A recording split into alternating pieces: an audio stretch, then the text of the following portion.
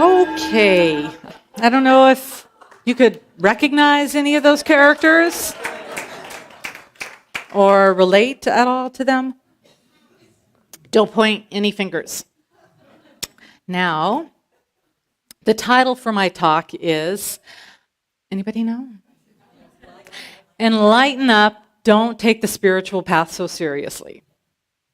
And basically, I want to share, though, that if you came here today thinking that you could just sit on the couch and eat bonbons or kale and watch TV all day, if you think that's what I'm going to say should be your only spiritual path, then you will be disappointed. Because spirituality can be simple, but we can trip ourselves up if we're not mindful along the path. My own spiritual path sometimes had struggles to it, and still does, as I try and find the right methods to get that deeper sense of meaning. I felt like I was ultimately just kind of pushing things away as I was seeking this goal of spiritual realization. I had focused so seriously on my spiritual path for decades as I studied to become a minister, became ordained, and then I really took it to the next level too, and I went on to India, where I studied in a spiritual community based on the teachings of Sri Aurobindo. I visited lots of Hindu temples and shrines and meditated under a few banyan trees. I tried singing in Sanskrit, which was a big fail for me, but I was taking my job very seriously. Then I traveled to Thailand, where I went to Buddhist temples and monasteries and visited with monks and nuns. I meditated in shrines and temples and did mindfulness walks and workshops in different places around Thailand. Needless to say, I was feeling pretty good overall, like I had kind of reached a new level of awareness. I had basically the attitude of, I got this, bring it on, universe. We must be careful what we ask for.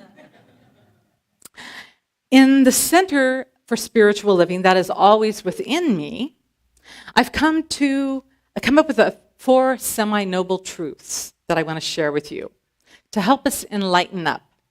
I call them semi-noble because if they don't fit for you, then disregard them and find something that does work for you. However, I do think they offer effective guideposts along the way as we continue on our course of life. And I've personally tested them out so that I could recommend them to you. The first semi-noble truth is everything is happening for us, not to us. This was revealed to me when I came back from Thailand last February. Now remember, I was feeling pretty confident and spiritually sound after all the work that I had done. And in this state of mind, I accepted a job teaching at a high school. Now, I knew it was 12th grade government, I taught that before, and 10th grade world history, and I thought, well, it's only from March to June, it ends then, 1 quarter. What could be difficult about being their 4th teacher of the year? As I quickly found out, my spiritual techniques didn't quite feel adequate to help me deal with some of their techniques. It seemed like I was beginning all over again with things like technology and helicopter parents and the battle of those cell phones that played really exciting video games under the desk. I needed to really up my game. I felt like I was kind of going through a karmic boot camp, being forced to see if I could survive with what I had learned. I realized that I was reacting to things, taking things personally, and letting my buttons get pushed. After one particularly challenging day, I got up the next morning after a sleepless night, meditated as always, kind of stumbled through yoga, then stared in the mirror, doing my own version of Louise Hay affirmations. And I was trying to say something like, I am smarter than a 10th grader, and I deserve to be at school too. Well, I just wasn't quite feeling it. But then, suddenly I noticed something. In my groggy state, I looked at my nightgown, And let's see if you could see this. What does this say? I didn't wear it that often because it's not my sign, and I figured, it was 2 for the price of 1, and it was comfy. But then, as I looked at it, I saw gem in eye. And all of a sudden, it occurred to me that we all have this gem inside of us that's worthy and just waiting to be polished.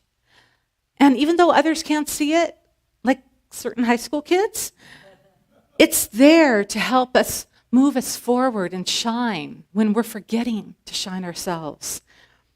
So in that moment, I realized that this place, I didn't need to necessarily escape to a sacred and quiet place.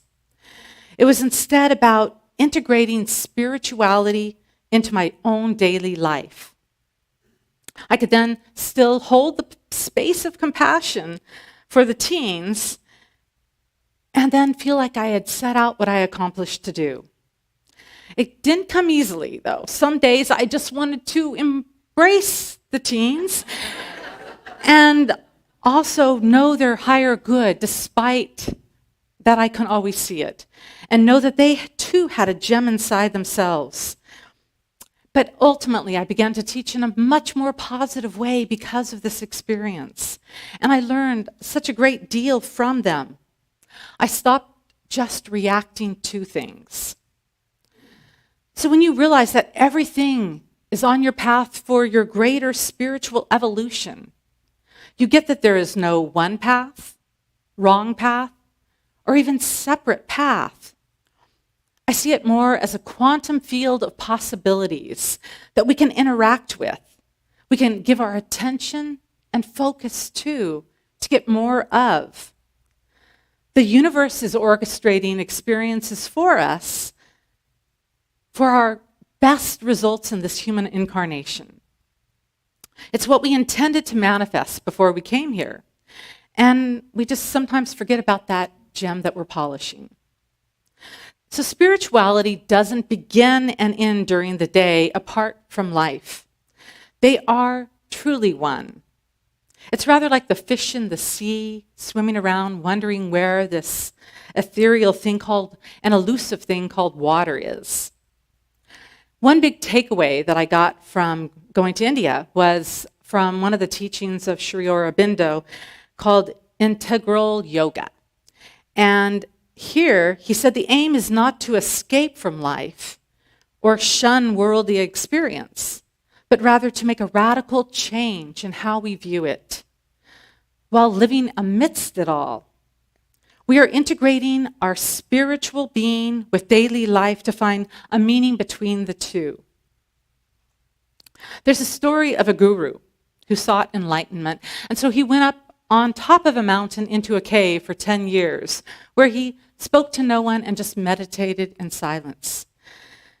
Finally, he started coming down the hill after 10 years, proclaiming loudly that he now felt that he was in this enlightened state, when a child ran quickly by, causing him to stumble.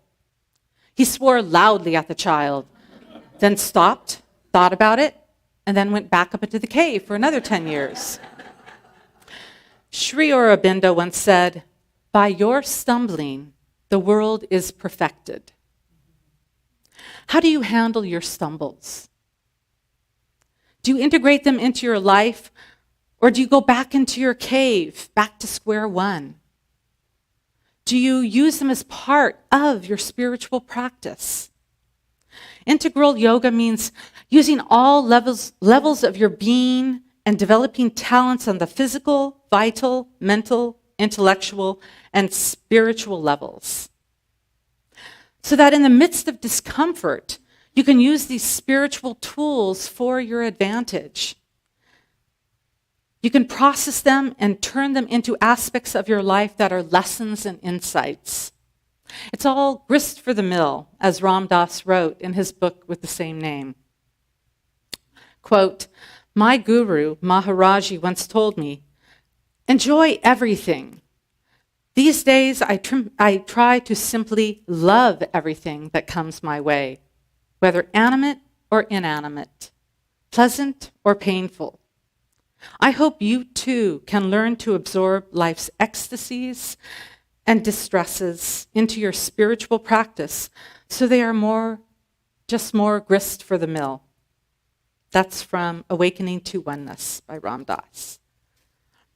So it's not about taking spirituality so seriously. It's about being aware of it as we live every moment of it.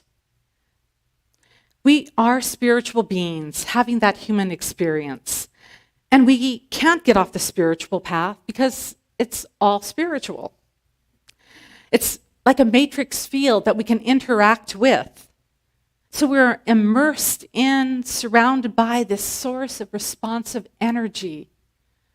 It is here to help us co-create as we go along. The second noble truth is practice mindfulness. Do you try to be present in your daily life most of the time to the situations around you? Just take a moment now to consciously check in. If you will, just take a deep breath.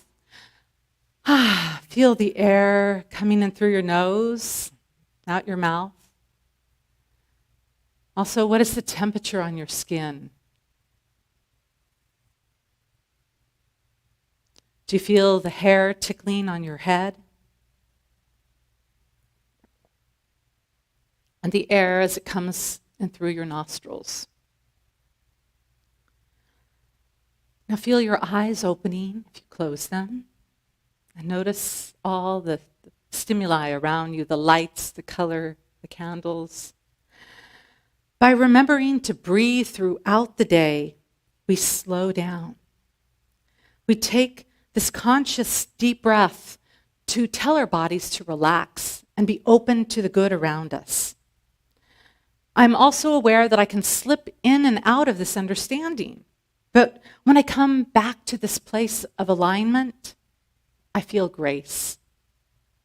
Nikola Tesla pointed out that everything is energy, frequency, and vibration.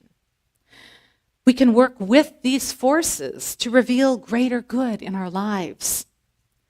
We need to prepare ourselves for the mindset of whatever we want to manifest and experience on the energetic level to see it then in physical form.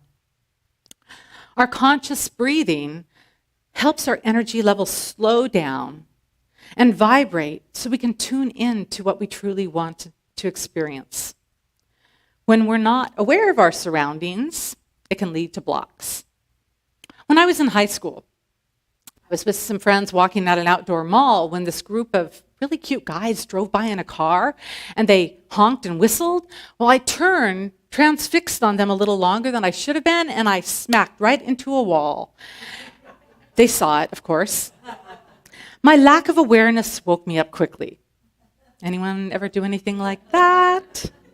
I call them MFPs, or mindless faux pas. And they occur when you're least expecting them. They can happen when you quickly jump out of the car, leaving your keys securely locked inside, or putting salt and sugar into the recipe the wrong time, or driving a long distance and kind of forgetting how you got there. Anybody go on autopilot? So being mindful helps us truly enjoy being in human form and protects our human form as well. We are here to also experience the textures of life. It's so wonderful with all the gardenias blooming now. I don't know if any of you are gardenia fans, but they're so sweet and intoxicating. Or what about tasting a chocolate chip cookie fresh from the oven? Or the fresh strawberries in the gardens right now? Or hearing the laughter of a baby? A multi-tiered sunset dropping into the horizon? What are some of your favorite sense experiences? Anybody just call them out? Freshly mowed grass. Unless you're allergic to it, then it can take on a whole new level. What else? Flower garden? Yes. Or hearing music. I forgot about that beautiful song we had. When we become more adept at mindfulness, we can then step into the third semi-noble truth. Question our thoughts and beliefs. If they aren't true, for us, then let them go. We take our thoughts way too seriously most of the time, and basically beliefs are just thoughts that we keep having over and over again, but then we forget how they even came to be, and we defend them till the end just to be right. Think about religious or political wars that have occurred over decades and even hundreds of years. New generations forget why they even began. Think of any thought that has been passed down to you by a parent, a well-meaning adult, that you've realized no longer serves you. Because these thoughts are constantly popping up kind of like ping pong balls, distracting us to what we really want in life. Now, I am here. Crystal, could you give me a hand real quickly, please? I asked her to be my helper, but she has no idea what's going to happen. So what I want you to do, she's very trusting. I want you to just try and catch as many of these ping pong balls as you can. Okay, ready? Go ahead. Good. And no, putting them in your pocket. Okay, good. Good. Couple more. Oh. Okay, why don't you read what are in some of your hands right now? Judgment. Judgment. You have judgment. Jeez. Healing. Okay. Joy. Okay. What's that one say? Bliss. Oh, good. So you kept on. So you kind of let others bounce right off of you. Mo, could you read that one, please? Fun. Life. Wow. Peace. So you made space for a lot of positive ones, but there was also lack and hate. So thank you. Go ahead and drop them in here. So just like the ping pong balls that are constantly coming at us, it's kind of like our thoughts. And we're trying to hold on to each one. We're not opening our hands up or holding the space for what really does serve us. And so in our mind, those thoughts that are just kind of yucky and we don't question them, but hang on to them, then we create more of a toxicity in our whole being. We are here to make space for the good stuff that we want to focus on. When we're having those few seconds that we can increase a thought or decrease a thought, we need to take a look at what we're holding on to. We also aren't allowing more thoughts when we make assumptions about things, and then we build on false perceptions, like if we're assuming somebody did something out of ill will, and then we make a whole story building on more thoughts that don't need to be there at all. Years ago, I was house sitting for a friend, and she had a few free-range chickens that I was also responsible for. And one morning, I had a 50-pound bag of chicken feed delivered, and I had to carry this 50-pound bag into the yard. But while I was taking it through the gate, the bottom cut open, and in seconds, I had a pyramid of chicken feed right in the middle where the gate was. So now I couldn't close the gate, and the chickens could get out. And I failed to mention that I was also running late for work. In that moment, I began quickly getting judgmental thoughts, beating myself up like, oh, you stupid idiot, how could you do this? But then I also began to throw out a few questions. I asked myself, did I intend to do this on purpose? Did I even know how it felt to pick up chicken feed in a hurry? No, so I got down on my hands and knees and I found out. And I felt like a child again, playing in the sand. The chicken feed tickled my fingers, and as I quickly put it into the bag, I was able to get enough out of the way that I could close the gate. I made it to work on time, and other than smelling like chicken feed the rest of the day, it went okay. We do have a choice between stimulus and response, how we want to react to things. Our beliefs, if not questioned, can lead us to anticipate and expect what we might not want to demonstrate in our lives. One of my greatest yet subtle teachers was my Uncle Bill, who just recently passed away at the age of 92. In fact, I thought of him with a candle.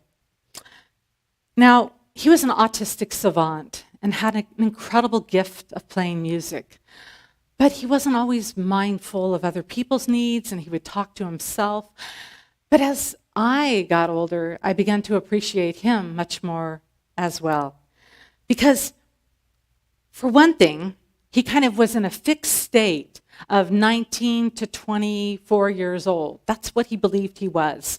And as his body continued to age, it surprised him. And he would ask why his hair got dyed silver and why his body had little aches and pains. And I would tell him that's just part of aging. Well, then he'd forget about that and go right back into being this 20-year-old kid. And he went whitewater rafting with us in his 70s. He went ziplining and climbing volcanoes and glaciers. He didn't know that he couldn't. So when we don't limit ourselves, when we don't expect to fail, we allow ourselves to become fully alive. And because he acted with such innocence and honesty, someone once told me that everybody should have their own Uncle Bill. He questioned why things had to be the way they were. And when we were at traffic lights, he would get so excited and he would yell out, "We got the green," when it changed colors. The fourth semi-noble truth is to just lighten up and have fun. We take ourselves far too seriously in all arenas. Spirit or God didn't intend for us to be morose drill sergeants for ourselves.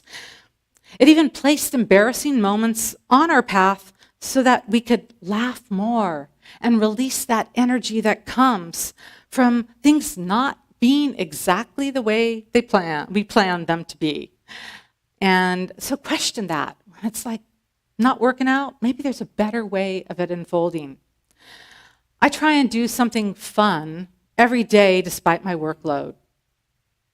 There is a power and energy in laughter that raises the vibration and allows our bodies to attract to it more of this wonderful levity. It attracts more joy and allows us to be more carefree in life. So what are a couple things that allow you to have fun? Just call out a few things. I would say I have intention rather than I'm worried about it. I'm interested in things that I don't worry about. Okay. Okay. What's something that you do for fun, too? Pardon? Dancing. Oh, yes, I know a few of you dancers in here. So, yes, doing something. What was that? Frisbee, yes, and it's warm and sunny. You can get out and run through sprinklers. I highly recommend it. It's a great way to get cooled off and release tension. A long time ago, in a country far, far away, there was a missionary who went by a rowboat out to a little island where he was going to save the natives. He stayed there teaching the unsaved folks and finally got frustrated, feeling like there's no hope. I need to move on. So he got back in his rowboat, waved goodbye, and rowed on.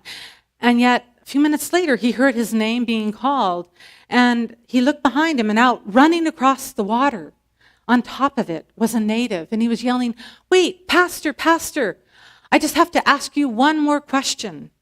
I'm not quite sure what you meant in this particular verse."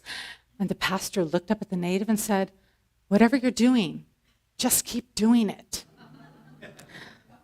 So whatever you're doing, do what works for you, whether it's sitting on a couch eating kale and bonbons, going to a cave and meditating, or teaching high school. Know that life is for us, nudging us towards our greater good. It sends us little MFPs along the way as we question our belief system. We can change the mindless faux pas into mindful focal points.